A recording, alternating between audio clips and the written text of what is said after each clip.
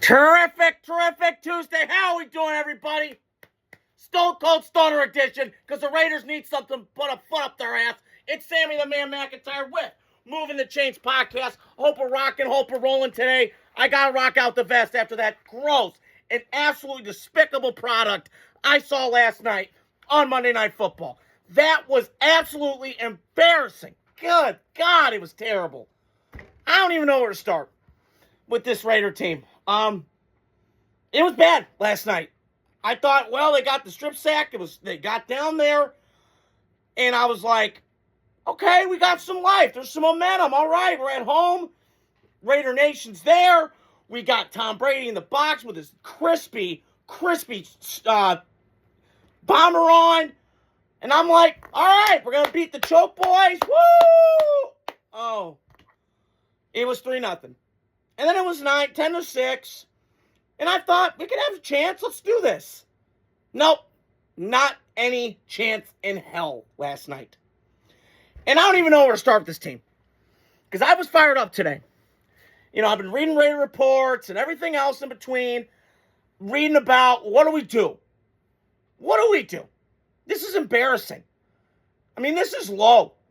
And you know what I think? Raider Nation hasn't quit on this football team. I haven't.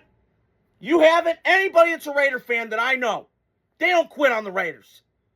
This team has quit on Raider Nation, and that's a shame. And it's quit because you got ownership. This is the thing. I had this thought going into that game the entire night last night, watching that debacle. Who is steering this ship? Who? Is it John Spytek? Is it Pete Carroll? Is it Tom Brady? Who's steering the dang thing? Because that's what I want to know. We are so flawed as a football team, it's not even funny this morning. We in Bill Romanowski's terms, suck. That's period, point blank. This is a joke. And I am so infuriated today. I don't even know where to start. This offensive line's atrocious. They can't block anybody to save their life. Geno Smith is just awful. He looks like Steve Winter at a darts competition, for crying out loud. Can't hit the side of a boat. You got guys dropping balls. Genty, you give him 6 carries? What is this? You drafted him 6th overall to have 6 carries the entire game? What's wrong with you? There should have been wholesale changes today. And there has not been.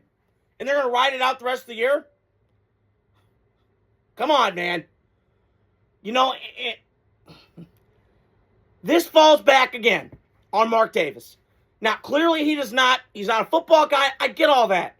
And I'm giving Mark credit. I'm not trying to, I can shit on him all day. He's trying, man. But these options that he has done have been terrible. And every Raider fan has felt grief. John Gruden comes back, gives us a glimmer of hope. 2020, decent year, fall apart near the end. 21, make the playoffs, Spike Gruden getting fired. Ever since then, we have been a joke. And we deserve the label we deserve. We do. And it's a shame. Because Raider fans like me and Joe Morley on Instagram and Samoan and all these other guys, they want the Raiders to be great. And I do too. So show up for me, man. Like, you got to do something. In this offseason, this is a clear reset. We are so far away from being an elite team. Not even elite, competitive, for crying out loud.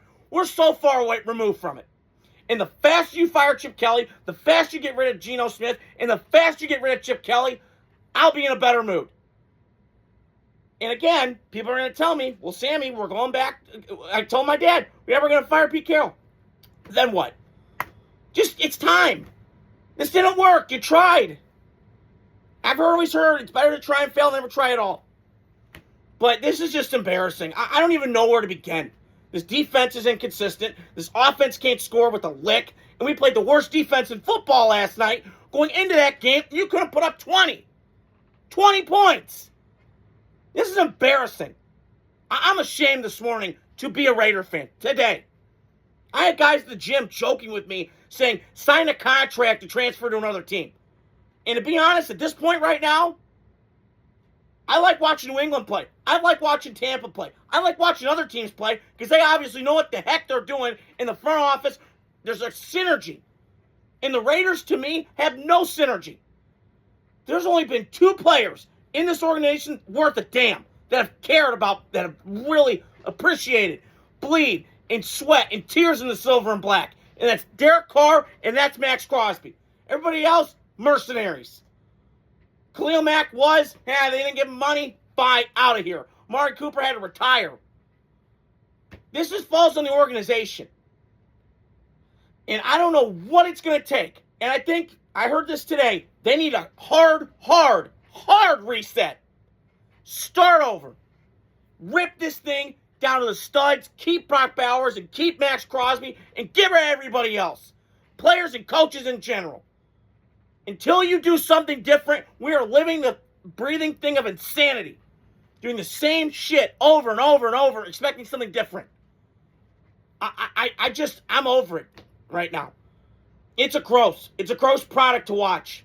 It really is. It's like watching some of those WWE events, that are just bad. And that was that last night. That was terrible. And I, hey, I gave my Raider reaction away. I don't have to do it tomorrow. I feel kind of great the Raiders played already. You play Cleveland, you're going to get that win? Probably. We'll have 3 wins on the year. Woo! Not really. I thought competitive. I was promised that by Pete Carroll. Clearly not. He's over his head. It got so bad last night, they started chanting out Pete Biden last night. Are you kidding me? It's this bad? Pete Carroll has embarrassed the Raiders in this fan base, including me. I'm despicable right now. And I'm trying to hold it together because I was so wound up today. But that was bad last night. That was bad. Against a historically worse defense. And we made that defense look like the 85 Bears last night. Embarrassing. And there is nobody to blame but the guy in the mirror, and that's the Raiders. And all those players should be on like alarm bells going off. But it starts with ownership, man. It starts in the front office. And Mark Davis has done a terrible job building this team. Whatever he's doing with the Aces needs to transfer to the gridiron because the Raiders haven't done anything on his watch. But the Aces are killing it. I'm ashamed right now. And it was bad last night. It was that bad. Really, it was that bad last night. The Raiders, Jesus. I want to touch on the Cowboys side of things because I'm going to be in a better mood right now. So Dallas last night, and I've got to be honest, I hate the Cowboys. I'm a hater. That's okay. We can love and like people in sports. That's how it is in life. But I was really impressed with Dak Prescott last night. And I've been a fan of Dak, but critical of him because of the playoffs. He's kind of shit the bed in Green Bay and the Niner game. I get all that. But Dak's solid. Dak is way better than, I would say, Kyler Murray. I would say he's better than Kirk Cousins. I think he's Kirk Cousins with a better brand. I've heard that for years. But I'm watching last night, and when they opened up that game, the Cowboy dysfunction was on full display again. I'm reading on the report. They're doing on the broadcast. Well, CeeDee Lamb and George Pickens, a.k.a. Shithead, is not in the game. And I went, okay, is this a Keon Coleman thing? Like missing a meeting? Like what's going on? Oh, no. That wasn't even a part of it. It was, they didn't run their routes with a lot of effort, with a lot of timing. And I heard Troy Aikman saying this because he still does his bits on the Dallas morning radio. Still a big deal in Dallas. And that kind of alarmed me. And this is what I've applauded Dak Prescott for. Because he's had to be like the life preserver. Because there's so much shit going on with the Cowboys. You got Jerry and his big ego. You had to deal with Zeke and his nonsense. You had to deal with Dez and his bullshit. You've got to deal with, Micah gets traded. Then you got to deal with that. Then you just had a tragedy with a teammate and a suicide. There's a lot going on with the Cowboys. More than I would deal with. But Dak, being mature, being a grown-up, lost his mom, kind of resonates with me. I lost my mom too, so resonates with me. He came to fruit front last night. And those two guys really complement each other. And that was the thing. I was kind of worried with the Cowboys. I picked them fourth. I'm like, I don't know how this is going to work. Brian Schottenheimer, he didn't get a head job, blah, blah, blah. I got to tell you, they're impressive. Their offense can put up points like no other. Brian Schottenheimer's done a nice job creative play calling. They use motion. The run game's really good. they're in prime position. I don't think they're going to win make a playoff this year. They'll be close. They'll be competitive. But they got a lot of picks now because of that Micah trade. You got Quinn Williams, who looks like a rejuvenated man. It kind of helps when you get out of the New York shit show exchange with the Jets and Giants. And he looked like a rejuvenated man last night. The guy that I saw 2022 looked like a badass, kicking ass, taking names last night. He looked fantastic. And then you pair him with Kenny Clark. That's a good, meat of that sandwich where the quarterback hates getting in that interior pressure. You saw it last night. And then the run game got going with Javonte Williams, who's got a rebirth after the first year in Denver, then got hurt, and then it hasn't been the same. He got rejuvenated in Dallas. And then you look at it from that point forward. George Pickens is a shithead. I was explained that. But he's a talent, man. And there was a reason why he was a highly recruited guy coming out of in that state of Alabama, went to Georgia with Kirby. But my point is, I'm looking at it from a standpoint right now. Dallas Cowboys are chasing one team and that one team only, and that's Philadelphia Eagles. And what I've liked about the Cowboys is they know who they are. They're building from the inside out. They're not going receiver in. They're going, lineman out.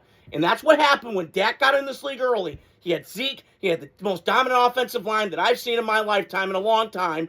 Probably Philly, Detroit, in that ballpark.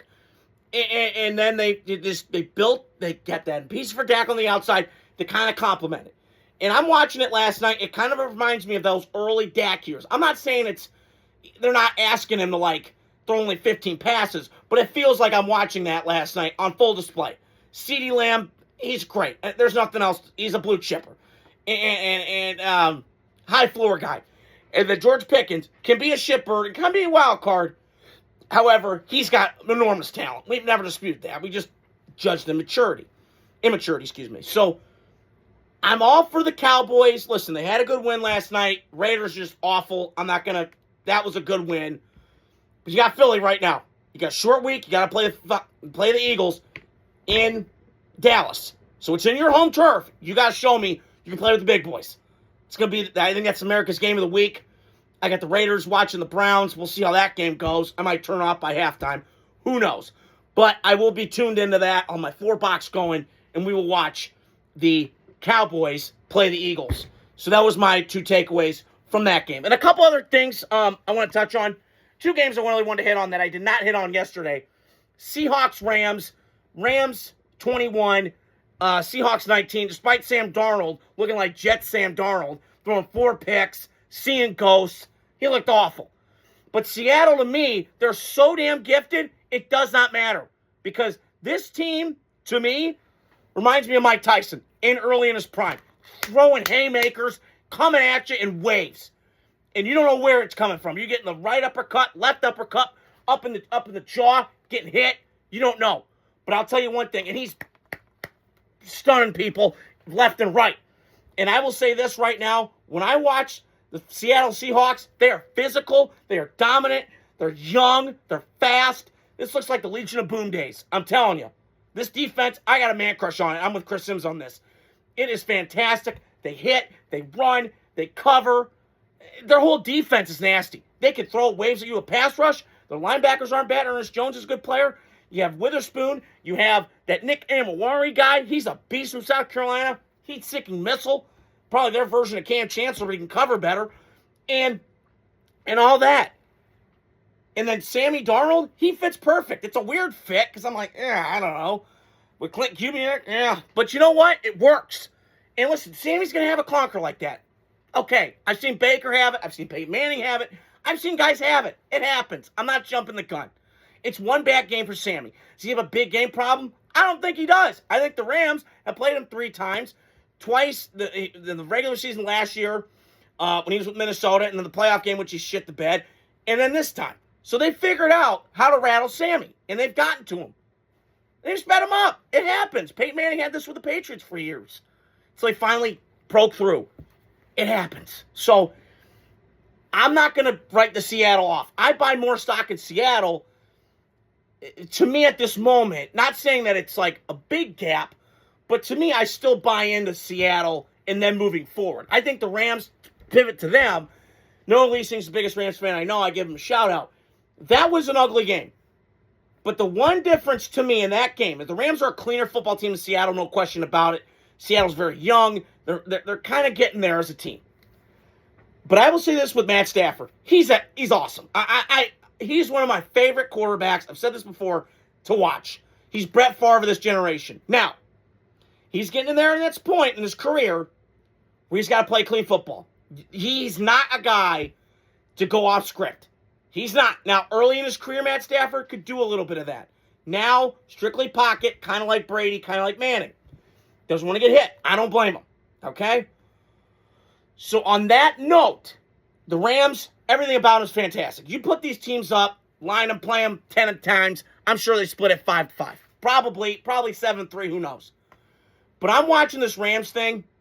It's elite, man. Like, Sean McVay's an excellent coach. Matt Stafford won the Super Bowl. Their weapons are nice. The run game's not bad. Get a little bit beefier on the offensive line. They're good. And this Chris Shula guy, I was kind of hesitant. You let Raheem Morris go. I don't know how it's going to work. He's been fantastic, and I can't say enough about him. So, great win for the Rams. Seattle, don't sell all your stock yet. Still buy some stock in Seattle because I am sold on it, period. It looks fantastic. And before I get you guys out of here, it's great having you guys on. I want to touch on Caleb Williams and the Chicago Bears beating Minnesota in Minnesota with the Skull. Okay, here's my takeaway from that game. Two different coaches with two different philosophies. Ben Johnson is known as an offensive wizardry, right? Did it in Detroit. I saw it. It was fantastic. The motions, the trick plays, all that. And he's bringing it to Chicago. And it's awesome, right? But the difference to me with Ben Johnson and Kevin O'Connell, I'll touch on in a second, is when I'm watching Ben Johnson, he's old school. He wants to run that ball and slam it down your throat. And I see it. He wants to run it 45 times. He's kind of in that McVay or Shanahan, LaFleur wants to pound that rock 45 times, kind of some Gruden a little bit, and then kind of split the passes about 20 to 30, not 40. And so he's doing a great job at understanding motion, understanding tendencies, getting guys in and out of stuff, and he's given the players strengths and hiding their weaknesses. That's what a great coach does. And do I think he's the best Bears coach of all time? I don't know. I heard Chicago radio go on this tirade today. Pipe the brakes, Ma. We're not there yet. 9 games in.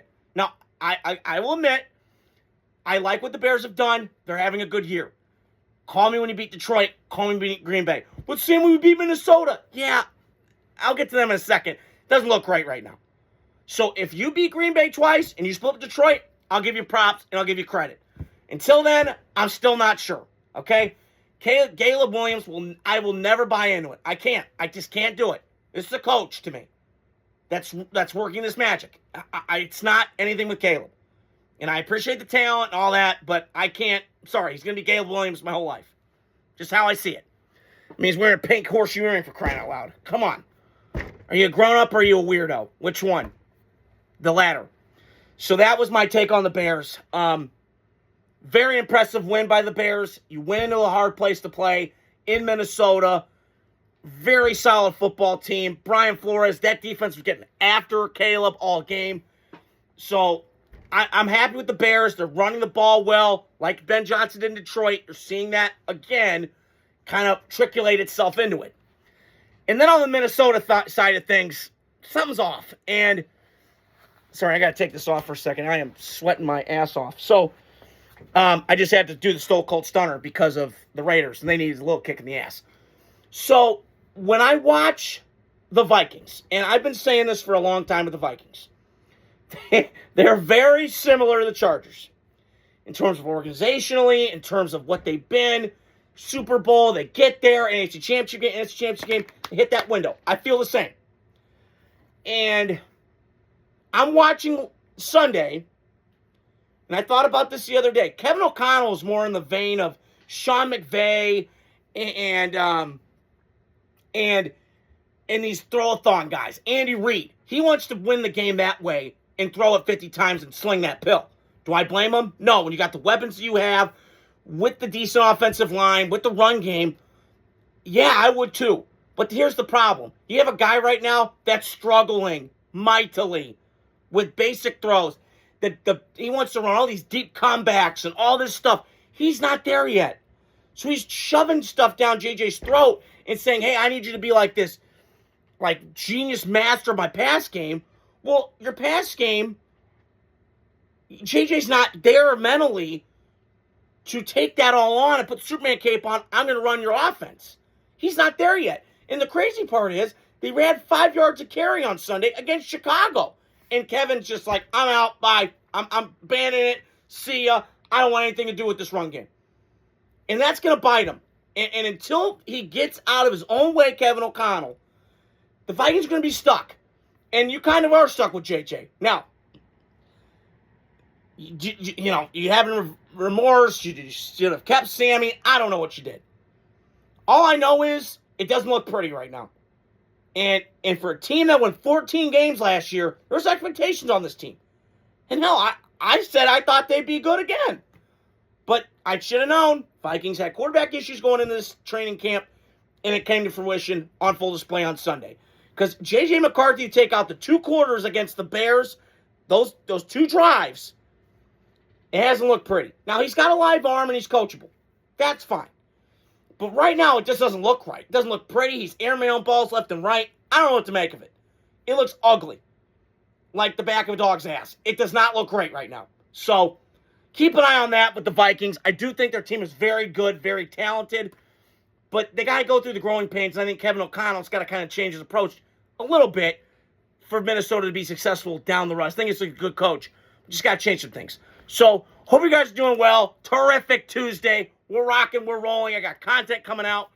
Great weekend of college football. We got USC, Oregon. I can't wait. Fantastic. Hope you guys are doing well. Stay tuned throughout the week. Got more content to come out. Peace. Have a great night.